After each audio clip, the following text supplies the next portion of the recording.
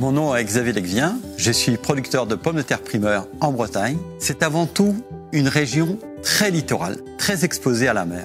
Elle a cette particularité d'avoir ce courant marin qui s'appelle le Gulf Stream qui réchauffe nos côtes, ce qui nous permet d'avoir un climat tempéré pour produire de la pomme de terre tôt au printemps.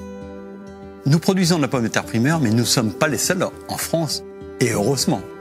Nous avons d'autres régions littorales, mais aussi des régions plus au centre, septentrionales, où la pomme de terre primeur s'épanouit également de façon très favorable. En Bretagne, pour faire de la pomme de terre primeur, on n'a pas besoin d'irrigation. Nous plantons des pommes de terre à partir du mois de février. Ces pommes de terre sont préparées à l'avance. On la réceptionne au mois de décembre. On la positionne dans des clayettes pour la faire germer comme celle-ci.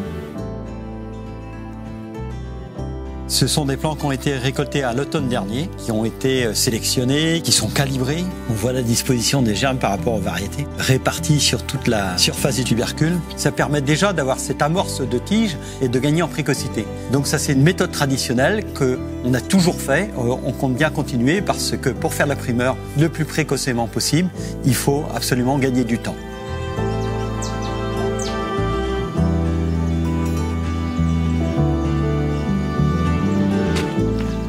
Une fois bien germé, au mois de février, on commence à l'implanter dans un sol qui a été préparé de façon très meuble, où la pomme de terre peut s'épanouir. On voit bien le caractère limoneux de la terre. C'est la terre relativement noire, la terre fertile. Ici, dans cette parcelle, elle est un peu caillouteuse, ce qui permet un meilleur réchauffement. Elle est humide, juste à souhait. Elle est perméable à l'air, ce qui est important pour la vie du sol, pour les racines aussi, et pour le développement des tubercules, bien entendu. Quand on rentre dans la parcelle, il y a cette odeur de printemps, cette odeur de fraîcheur, c'est ce feuillage tout vert où on voit ce tubercule tout tendre qu'on va prélever, qu'on va consommer. Nous sommes en présence d'une pomme de terre mise en germoire le 15 décembre, plantée le 15 février. Nous sommes au 15 avril et quand on regarde l'état d'avancement de la végétation et des tubercules, on s'aperçoit que pour le 15 mai, on sera prêt.